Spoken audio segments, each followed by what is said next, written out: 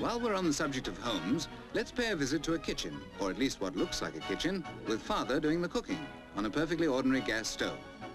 But there's a catch in it. In fact, in due course, there'll be a good many catches, for these aren't apple dumplings he's cooking, but cricket balls. He works at the factory in Kent, where cricket balls have been made by hand by the Twort family for over a century. Cubes of cork form the basis. They're bound with coarse worsted, which compresses them until they're only about an inch in diameter.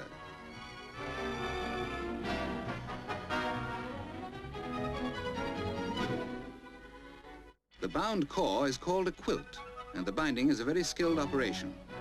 Charlie Tingley has been a quilter for 30 years.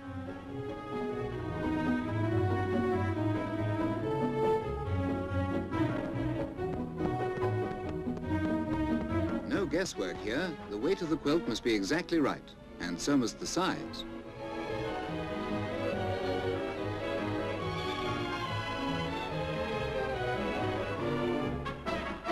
The outer covers are made of cowhide in 4 quarters. These quarters are stitched together in pairs to make 2 cups, which will be clamped onto the quilt ready for the final stitching, the most delicate operation of all.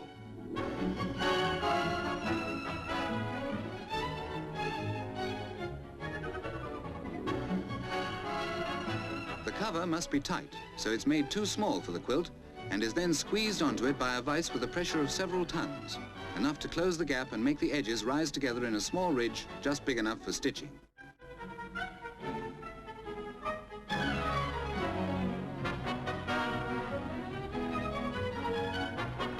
In Tudor times, cricket balls were made of wood.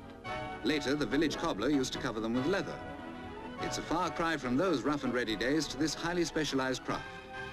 Even so, the modern treble-sewn ball dates from the reign of George IV. So finely balanced is a top-rate cricket ball that even the 23-carat real gold lettering on the sides can make a difference to its flight. In these highly mechanized days, no one will regret that there are still a few trades where only hand craftsmanship will produce perfection. And the result is perfection, a joy to bowler and batsman alike.